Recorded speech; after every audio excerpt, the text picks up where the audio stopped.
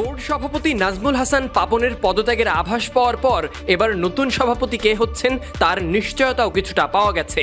যদিও সকালেই সুখবরের আভাস দিয়ে রেখেছিলেন উপদেষ্টা আসিফ মাহমুদ, দিন বাড়ার সাথে সাথে সেটাই কি তবে সত্যির পথে? কোনো একটা সমাধানে পৌঁছানোর আগ পর্যন্ত আমি এ বিষয়ে কোনো মন্তব্য করতে খুব দ্রুত সময়ের মধ্যে আপনারা পাপনের যে একটা দীর্ঘ সময়ের রাজত্ব, সেই রাজত্বের অবসানের পর আনুষ্ঠানিকভাবে বাংলাদেশ ক্রিকেট বোর্ডের অভিভাবক কে হবেন, বাংলাদেশের ক্রিকেটের কে অভিভাবক? আসসালামু আলাইকুম সুপ্রিয় দর্শক বন্ধুরা, অবশেষে বিসিবি সভাপতি পাপন বাংলাদেশ ক্রিকেট বোর্ডের সভাপতি পদ থেকে বহিষ্কার হয়েছেন। দর্শক বন্ধুরা, এবার আসিফ মাহমুদ বিসিবি সভাপতি পাপনের পদত্যাগ নিয়ে বেশ কিছু গুরুত্বপূর্ণ তথ্য দিয়েছেন। অন্যদিকে পাপনের পদত্যাগের পর এবার কে হচ্ছেন নতুন বিসিবি সভাপতি? দর্শক বন্ধুরা, এ নিয়ে রয়েছে নানা জল্পনা কল্পনা। অনেকে বলে যাচ্ছে মাশরাফিকে দেওয়ার জন্য, কিন্তু অন্যদিকে শোনা যাচ্ছে এবার বিসিবি সভাপতির পদ পেতে যাচ্ছেন নাকি বাংলাদেশের সাবেক ক্যাপ্টেন ফারুক আহমদ। দর্শক বন্ধুরা, এবার সেই সকল বিষয়গুলোকে কেন্দ্র করে আপনাদের মাঝে বেশ কিছু গুরুত্বপূর্ণ তথ্য তুলে ধরেছি। তো দর্শক বন্ধুরা, চলুন আমরা সেই সকল বিষয়গুলো পরিপূর্ণ জেনে নিই। তাহলে কে হচ্ছেন বিসিবির নতুন সভাপতি? নাজমুল হাসান পাপনের পদত্যাগের আভাস পাওয়ার পর এবার নতুন সভাপতি কে হচ্ছেন তার নিশ্চয়তাও কিছুটা পাওয়া গেছে। যদিও সকালেই সুখবরের আভাস দিয়ে রেখেছিলেন উপদেষ্টা আসিফ মাহমুদ, দিন বাড়ার সাথে সাথে সেটাই কি তবে সত্যির পথে? কোনো একটা সমাধানে পৌঁছানোর আগ পর্যন্ত আমি এ বিষয়ে কোনো মন্তব্য করতে খুব দ্রুত সময়ের মধ্যে আপনারা সুসংবাদ পাবেন। এরপর গুঞ্জন গড়ায় সাবেক সভাপতি ফারুক আহমেদের দিকে। দেশের শীর্ষ সারির এক গণমাধ্যমে এই খবর প্রকাশ পাওয়ার পর শঙ্কার মেঘ আরও ঘনীভূত হতে থাকে। তবে বিডি ক্রিক টাইমকে পরে নিশ্চিত করেছেন ফারুক আহমেদ নিজেই। ফোনে তিনি বলেছেন, কথা চলছে, বোর্ড প্রেসিডেন্ট হিসেবে আমার সম্ভাবনাই বেশি। উপদেষ্টার সাথে কথা হয়েছে, তবে কোনো সিদ্ধান্ত হয়নি। তবে বোর্ড পরিচালনায় আমি আগ্রহী।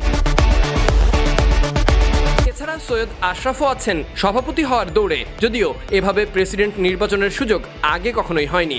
এমন পরিস্থিতিতে ক্রিকেট বোর্ড কখনোই পড়েনি। বিসিবির গণতন্ত্রে স্পষ্ট লেখা আছে, পরিচালকদের মধ্যেই কেউ না কেউ নির্বাচিত হবেন প্রেসিডেন্ট হিসেবে। কিন্তু ফারুক আহমেদ কিংবা আশরাফুল এই মুহূর্তে বিসিবির পরিচালক পদে নেই।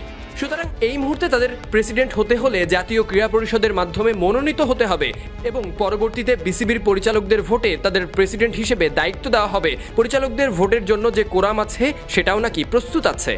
অন্তর্বর্তীকালীন কমিটি ভেতরে ভেতরে গঠনের কাজে অনেকটাই এগিয়ে গেছে। সুতরাং এখন অনেকটাই নিশ্চিত বিসিবির নতুন প্রেসিডেন্ট কে হতে যাচ্ছে। সাবেক ক্রিকেটার ও প্রধান নির্বাচক ফারুক আহমেদই এই ক্ষেত্রে এগিয়ে। তারপরও আশরাফের নামটা বাদ দেওয়ার সুযোগ নেই। বোর্ড পরিচালনা পদে যিনিই আসুক না কেন, সেই নামটা হয়তো খুব শীঘ্রই ঘোষণা করা হবে। গণমাধ্যমের মুখোমুখি হয়ে আসিফ মাহমুদ সেই ইঙ্গিতই তো দিয়েছেন। নাজমুল হাসান পাপনের যুগ শেষ, নতুন কাউকে দেখার অপেক্ষায় বসে আছে কেউ কেউ। তাদের জন্য ফারুক আহমেদ নামটাই কি হবে শ্রেষ্ঠদের কেউ? Sadiq Ahmed Sunny, BD cric time. বিসিবির ডিরেক্টর এবং সভাপতির পদত্যাগের বিষয়টি আমি মিডিয়াতে দেখেছি, কিন্তু অফিসিয়ালি আমি এ বিষয়ে কোনো নিশ্চয়তা কিংবা বক্তব্য পাইনি। এ বিষয়ে আমরা আলোচনা করছি বিভিন্ন স্টেক হোল্ডারদের সাথে। ক্রিকেট সংগঠক, সাবেক ক্রিকেটার, এ বিষয়ে একটি ভালো সমাধানে পৌঁছানোর জন্য। এবং এই বিষয়টি এখনও আমরা এ বিষয়ে প্রক্রিয়াধীন আছে, আলোচনা চলমান আছে। তো কোনো একটা সমাধানে পৌঁছানোর আগ পর্যন্ত আমি এ বিষয়ে কোনো মন্তব্য করতে চাচ্ছি না। খুব দ্রুত সময়ের মধ্যে আপনারা সুসংবাদ পাবেন, আশা করি আপনাদেরকে জানাতে পারবো। বোর্ডের পরিবর্তনের বিষয়ে আমরা তো প্রথম থেকে বলে আসছি যে আমরা রিফরমেশন করব সিস্টেমে, ব্যক্তির না। তবে সিস্টেমকে যারা কারাপ্ট করেছে তাদের ব্যাপারেও পরিবর্তন আসবে। এটাও সবার একটা আগ্রহ যে বাংলাদেশ ক্রিকেট বোর্ডের প্রেসিডেন্ট কে হচ্ছেন মোটামুটি চূড়ান্ত হয়ে গেছে। আর মাত্র 2-3 দিনের মধ্যে আনুষ্ঠানিক ঘোষণা আসবে। ক্রিকেট বোর্ডের সভা অনুষ্ঠিত হবে, সেই সভাকে নিয়েও অনেক আলোচনা রয়েছে। সেই আলোচনা হয়তো আমি ভিন্ন সময় করব। সো ওই গুরুত্বপূর্ণ পদটায়, চেয়ারটায় আসলে কে বসতে যাচ্ছেন? বিসিবির নাজমুল হাসান পাপনের যে একটা দীর্ঘ সময়ের রাজত্ব, সেই রাজত্বের অবসানের পর আনুষ্ঠানিকভাবে বাংলাদেশ ক্রিকেট বোর্ডের অভিভাবক কে হবেন, বাংলাদেশের ক্রিকেটের কে অভিভাবক হবেন, সেই ব্যক্তিকে অনেক ধরনের নাম এসেছে। শুরুর দিকে সৈয়দ আশরাফুল হকের নাম আমরা শুনেছি। পরবর্তী সময়ে আমরা খেয়াল করেছি যে নাজমুল আবেদিন ফাহিমের নাম। সংস্কার নিয়ে সোচ্চার সবচেয়ে বেশি যে কজন ব্যক্তি ছিলেন তার মধ্যে তিনি একজন। এবং সবশেষ সংযোজন সাবেক captain, chief selector Faruque Ahmed. সবশেষ যে নামটা শোনা যাচ্ছিল অনেকের সাথে, সেই নামটাকে এই মুহূর্ত থেকে আর অনেকের সাথে উচ্চারণ করার, আলোচনা করার প্রয়োজন নেই। আবারও বলছি, যে নামটা অনেকের সাথেই উচ্চারিত হচ্ছিল, অনেকগুলো নামের সাথে উচ্চারিত হচ্ছিল যে এদের মধ্য থেকে কেউ একজন বাংলাদেশ ক্রিকেট বোর্ডের প্রেসিডেন্ট হবেন। ফারুক আহমেদ নামটা এখন আর অনেকের সাথে উচ্চারণ করার দরকার নেই, এটা এখন অফিসিয়াল। ফারুক আহমেদ বাংলাদেশ ক্রিকেট বোর্ডের নতুন সভাপতি। আবারও বলছি, ফারুক আহমেদ, আমাদের প্রিয় ফারুক ভাই, বাংলাদেশ ক্রিকেট বোর্ডের নতুন সভাপতি। অফিসিয়াল বলতে ডিসিশনটা অফিসিয়ালি মোটামুটি হয়েই গেছে, শুধুমাত্র আনুষ্ঠানিকতার বাকি। কারণ ফারুক আহমেদ এখন পর্যন্ত চলতি বোর্ডের পরিচালক নন। কনস্টিটিউশন অনুযায়ী যিনি সভাপতি হবেন তাকে পরিচালক হতে হবে, এবং বোর্ড সভায় অন্য যে পরিচালকরা রয়েছে তাদের ভোটে সভাপতি নির্বাচিত হতে হবে। সো এই প্রসিডিউরটা বাকি রয়েছে। যেহেতু ফারুক আহমেদকে অনেকটা সিনের বাইরে থেকে, আমরা ছোটবেলায় খুব আনসিন প্যাসেজ ট্যাসেজ পড়তাম না, অ্যান্সার করতে হতো, 40 নম্বরে ছিল, নিয়ে আসা হয়েছে ক্রীড়া উপদেষ্টা বা ক্রীড়া মন্ত্রণালয়, তারা যেভাবে এনেছে, ইটস এ প্ল্যান। এটা প্রপার একটা প্ল্যান করে তাকে আনা হয়েছে, যেন এমন একজন বাংলাদেশ ক্রিকেট বোর্ডের দায়িত্বে যায় যাকে নিয়ে বিতর্ক নেই, জনপ্রিয়তা রয়েছে, বোল্ড ডিসিশন নিতে পারেন, এবং যিনি নাজমুল হাসান পাপনের যে সময়টা ছিল, তার যে বোর্ড ছিল, সেই বোর্ডে কাজ করার পরেও সেখান থেকে রিজাইন করার গাটস দেখিয়েছেন। আমি ঠিক এই আলোচনাটা শুরুই করতে চাই, এখান থেকে রিজাইন করার গাটস দেখিয়েছেন অনেকেই তো ছিলেন, অনেকের নাম আমি বললাম। মানে ফারুক আহমেদের ভ্যারিয়েশনটা কোথায়, তিনি কেন অন্যদের থেকে ডিফারেন্ট? এই ডিফারেন্সটা ক্রিয়েট করেছে ফারুক আহমেদের ইনডমিটেবল মেন্টালিটি।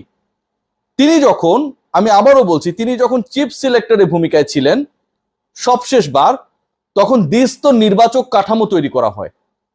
দ্বিস্তর নির্বাচক কাঠামো মানে নির্বাচন করবেন যারা ক্রিকেটারদেরকে জাতীয় দলের জন্য, সেখানে দুটো স্তর থাকবে, এবং চিফ সিলেক্টর হিসেবে যিনি দায়িত্ব পালন করবেন, এখন পর্যন্ত আমরা জানি যে প্রধান নির্বাচকের সিদ্ধান্তই চূড়ান্ত, সেখানটায় তার ক্ষমতাকে খর্ব করা হয়। দ্বিস্তর বা 2 টায়ারে হেড কোচ যিনি ছিলেন, চন্ডিকা হাথুরু সিং এর সেই সময়টাই ছিলেন এই দালাল কোচ, আমি বলতেই পারি। তো তিনি যখন ছিলেন, অনেকটা নাজমুল হাসান পাপনকে ব্যাকডোর দিয়ে ভুলিয়ে ভালিয়ে নিজেরটা আদায় করেছেন ফারুক আহমেদের ক্ষমতা খর্ব করার জন্য। ফারুক আহমেদ যেই কাজটা করেছেন, যখন এটাকে অফিসিয়াল করা হয়েছিল, ওয়ার্কিং কমিটি এই অফিসিয়াল করার কাজটা করেছিলেন, এনায়েত হোসেন সিরাজ এটার নেতৃত্বে ছিলেন, এটা নিয়ে অনেক বৈঠক হয়েছে। আমি অতীতটাকে একটু মনে করিয়ে দিতে চাই। ফারুক আহমেদ সরাসরি রিজাইন করেছিলেন। বাংলাদেশ ক্রিকেট বোর্ডের চিফ সিলেক্টর হিসেবে ফারুক আহমেদ রিজাইন করেন। নাজমুল হাসান পাপনের বোর্ডে যারা বিভিন্ন সময় ক্ষমতায়িত ছিল, বড় বড় পোস্টে ছিল, যারা বিভিন্ন সময় বিভিন্ন সুযোগ সুবিধা পেয়েছে বা পায়নি, সেটা ভিন্ন different issue. Faruque Ahmed is the only character highly designated জায়গায় থাকার পরেও শুধুমাত্র আত্মসম্মান বোধে যখন লেগেছে, তখন সেই জায়গা থেকে তিনি। তো দর্শক বন্ধুরা, আপনারা হয়তো পুরো ভিডিও দেখে এবং সেই সাথে এই সকল বিষয়গুলো জেনে অবশ্যই বুঝতে পেরেছেন অবশেষে বাংলাদেশ ক্রিকেট বোর্ডের সভাপতি পদ থেকে বহিষ্কার হয়েছেন পাপন, কারণ তিনি ইতিমধ্যে দেশ থেকে দেশ ত্যাগ করেছেন। আর এতেই বোঝা যাচ্ছে বিসিবি সভাপতি পাপন আর বাংলাদেশে আসবেন না এবং তিনি বাংলাদেশ ক্রিকেট বোর্ডের দায়িত্ব নেবেন না।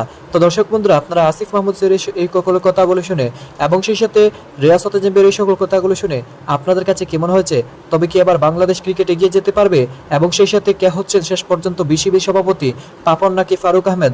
আপনারা কাকে চান অবশ্যই কমেন্ট করে জানিয়ে দিবেন। তো দর্শক বন্ধুরা, ভালো থাকুন, সুস্থ থাকুন, আল্লাহ হাফিজ, আসসালামু আলাইকুম রহমতুল্লাহ বারাকাতুহু।